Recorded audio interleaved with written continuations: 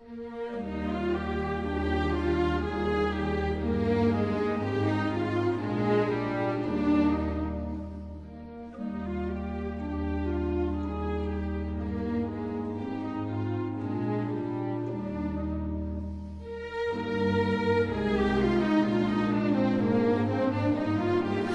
Mordanet, bonjour. Bonjour.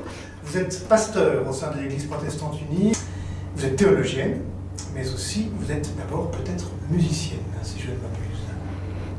Alors le d'abord n'est pas forcément évident, dans le sens où la musique et la théologie sont mes deux passions. C'est vrai que j'ai commencé par la musique, avec un parcours tout à fait classique, d'instrumentiste avec le conservatoire, musicologie, et j'ai enseigné une dizaine d'années dans différentes écoles de musique dans la région de Lyon.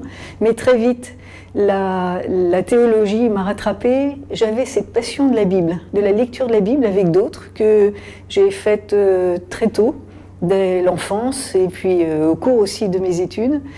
Et après, j'ai essayé de garder ces deux passions dans les différents postes que j'ai occupés. Est-ce que la musique amène à une certaine transcendance? La musique est un chemin vers un besoin de connaissance plus approfondie du mystère divin? Je dirais plutôt que la musique, c'est aussi un langage spirituel qui a été un soutien pour ma foi. On en reparlera, mais par exemple, un compositeur comme Bach qui est à la fois un théologien, un exégète, et il a mis en place un langage musical qui traduit cette expression de la foi, cette foi luthérienne, mais qui était pétrie aussi de ses lectures bibliques. Donc la musique comme décodeur finalement d'une certaine théologie. Oui, complètement. Père Emmanuel Gougaud, bonjour. Bonjour. Vous êtes prêtre de l'Église catholique, curé de paroisse et directeur du service national pour l'unité des chrétiens à la Conférence des évêques de France. En janvier 2019 se profile la semaine de prière pour l'unité des chrétiens, comme tous les mois de janvier depuis quelques années. Ça va changer, on en reparlera. Et nous avons choisi, dès ce début du temps de l'Avent, de cheminer vers Noël en reprenant le thème de cette semaine, qui est, donc, je le rappelle, en janvier 2019, Justice et paix s'embrassent, chemin d'unité. Alors, de quelle unité parlons-nous quand on parle de ce chemin d'unité? D'abord, de l'unité avec le Christ. Chaque chrétien, dans sa vie spirituelle, est invité à grandir dans l'unité avec le Christ, donc dans l'unité avec les autres disciples du Christ, les autres chrétiens, à s'enrichir des différences qu'il y a entre les manières de prier, les manières de croire, les manières de célébrer, pour grandir lui-même dans cette unité avec Jésus, enrichie par les traditions spirituelles des autres chrétiens. Mais l'unité, c'est aussi l'unité avec tous les êtres humains, avec tout le cosmos, avec la nature, puisque Jésus vient renouveler toute la création. Alors, vous dites enrichi par les autres traditions chrétiennes, on pourrait dire aussi quelquefois divisé par les autres traditions chrétiennes. L'an d'année, je me tourne vers vous, ce temps d'avant, qui est un temps partagé par tous les chrétiens, est-ce que ce n'est pas le signe que finalement l'unité des chrétiens, c'est plutôt un chemin qu'un objectif ou qu'une arrivée? Je crois que c'est les deux, et on ne peut pas les séparer. D'une part, comme l'a rappelé le Père Gougaud, c'est une unité qui se fait d'abord en soi, et donc là c'est un chemin. On est toujours en apprentissage à la vie chrétienne.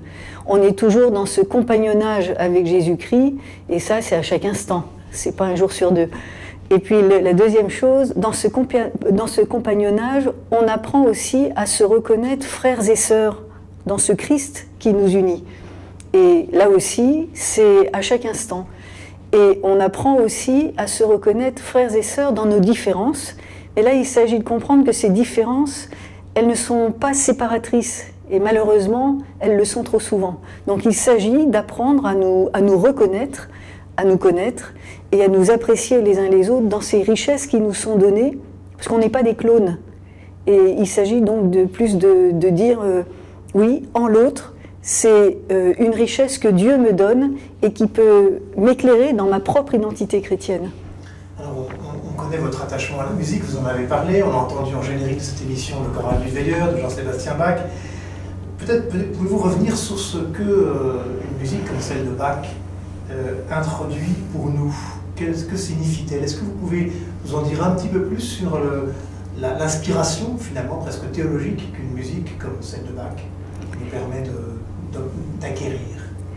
Alors si on reprend l'exemple du choral du Veilleur, vous savez que Bach avait à sa disposition pour écrire ses cantates, quand même une par dimanche, à peu près 5000 cantiques. Il puisait dans ces cantiques et à partir de là, il écrivait ses cantates. Donc en fonction, évidemment, les cantiques, il les choisissait en fonction du texte biblique du jour.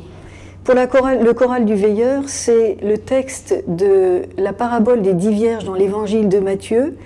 Et le librettiste, qui est inconnu, a ajouté à cette parabole quelques versets du Cantique des Cantiques, parce que le thème, là, il reprend l'image qui est bien connue dans la Bible de l'époux et de l'épouse pour dire la fidélité de Dieu à l'égard de son peuple.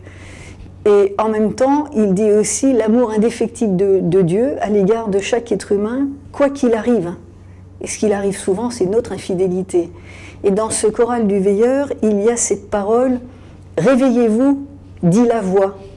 Et cette voix, évidemment, c'est celle de Jésus qui s'approche de nous et c'est une façon de dire pour Bach, et ça il l'a traduit dans son langage musical, alors je ne vais pas venir sur la technique, mais on l'entend très très bien, où il montre comment il s'agit de tenir dans la foi, il s'agit de persévérer, de ne pas se laisser aller, quoi qu'il arrive, quelle que soit la situation, parce que Dieu nous accompagne en Jésus-Christ et même il vient vers nous.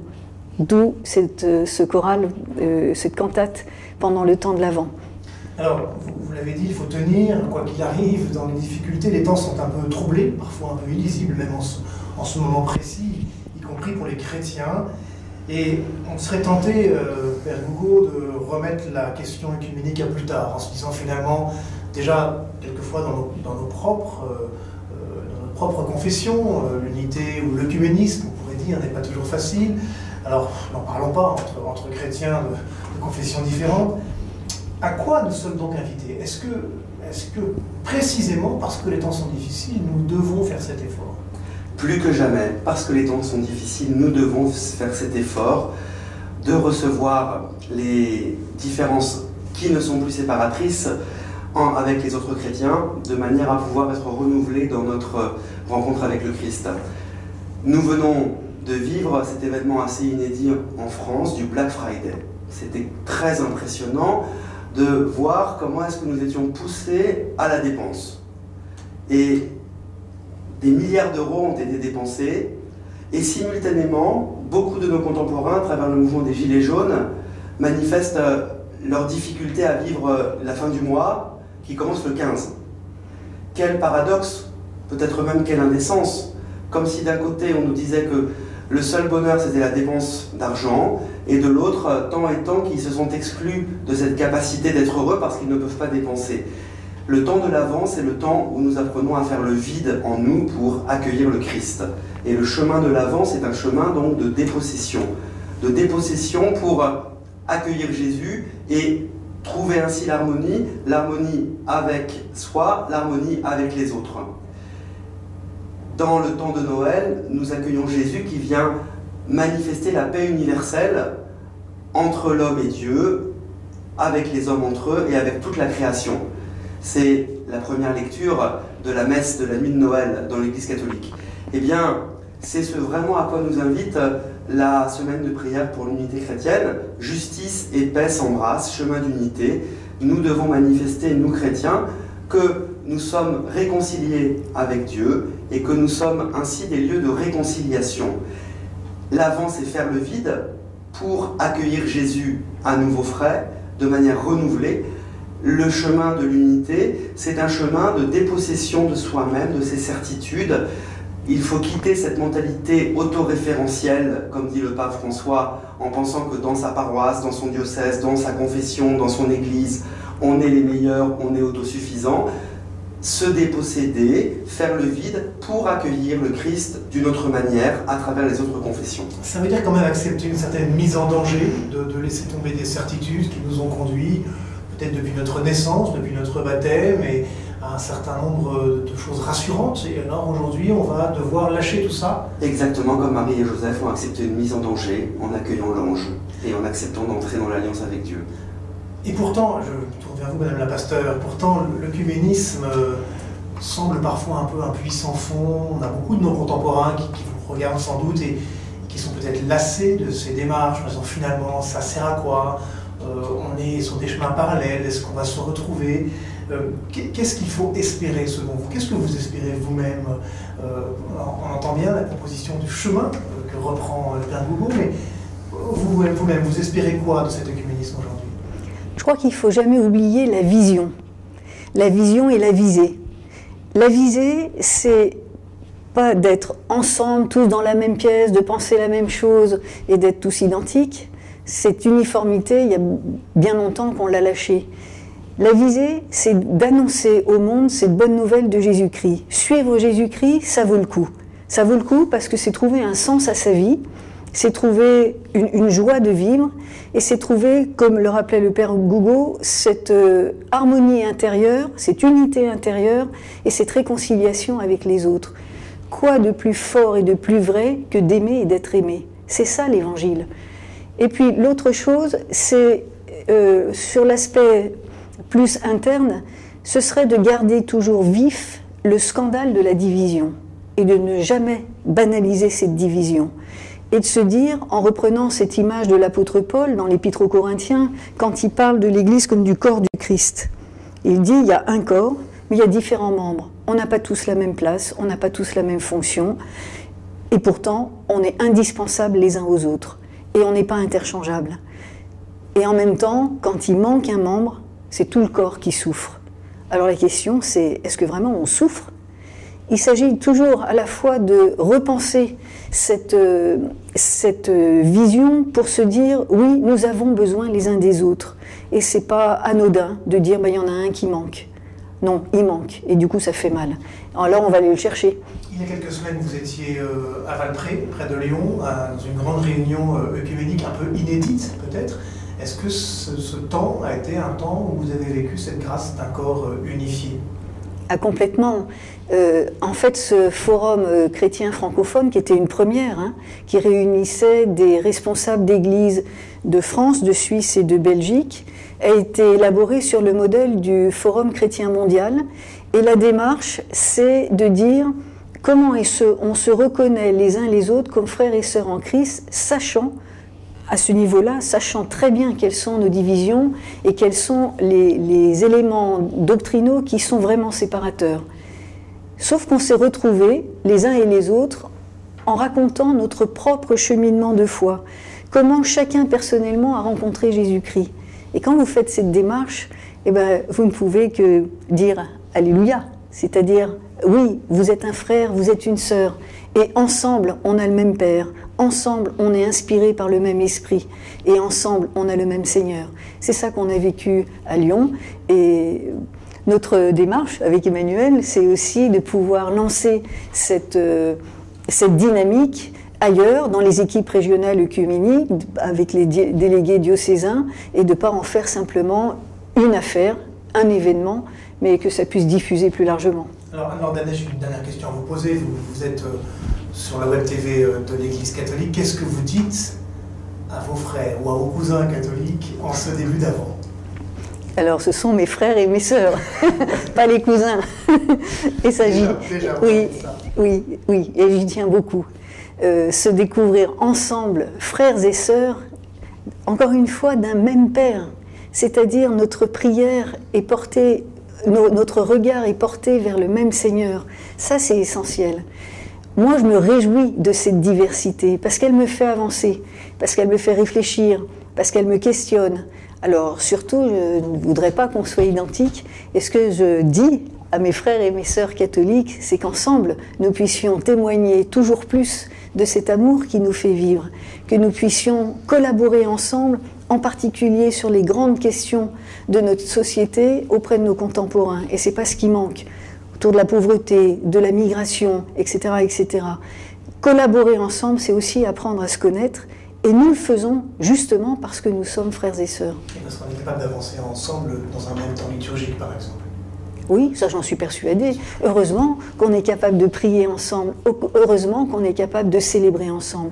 Je sais bien que l'Eucharistie ou la Sainte Seine, nous ne la célébrons pas ensemble, Mais ce n'est pas non plus l'élément séparateur qui doit nous faire voir que cette partie-là. Il y a aussi tout le reste. Ça ne nous empêche pas de travailler cet aspect-là, et il y a bien des signes aussi qui nous montrent qu'on est en chemin, et un chemin, quoi qu'on en dise, la vie œcuménique est extrêmement florissante. Il y a énormément, il n'y en a jamais eu autant, de dialogues bilatéraux et multilatéraux aujourd'hui dans le monde, y compris en France. Il n'y a jamais eu autant de rencontres. Et c'est ça aussi qu'il faut souligner. C'est peut-être pas forcément visible comme ça au grand public, mais en dessous, eh bien, ça travaille, et c'est l'essentiel. Emmanuel Bougo, on va envoyer cette petite vidéo à nos frères protestants. Évidemment. Qu'est-ce que vous leur dites en ce Eh bien que le temps de l'Avent, c'est le temps de Marie et Joseph, mais c'est le temps des mages. Nous nous mettons en chemin comme les mages. Les mages étaient plusieurs, les mages venaient de lieux différents. Les traditions byzantines et orientales disent même qu'il y avait des continents différents, des âges différents, et ils se sont retrouvés ensemble au pied de Jésus pour l'adorer. C'est le chemin œcuménique. Nous sommes les mages des confessions différentes qui, petit à petit, marchent vers Bethléem, vont se réjouir de se retrouver, vont adorer l'enfant Jésus et vont rentrer par un chemin différent. Assurément un chemin où ils seront ensemble, en restant eux-mêmes. Fondamentalement, plus que jamais, nous avons besoin, chrétiens, de parler d'une seule voix, d'offrir cette diversité réconciliée, d'offrir cette différence non pas conçue comme une violence, mais comme une richesse, pour que nos contemporains puissent retrouver espérance et confiance. Donc rendez-vous le 24 au soir, quand nos chemins convergeront, pour mieux repartir dans le monde, si j'ai bien compris, avec nos différences. Particulièrement du 19 au 25 janvier. Absolument. Merci beaucoup, Père. Merci, Laure Daniel, et à très bientôt. À bientôt. Merci.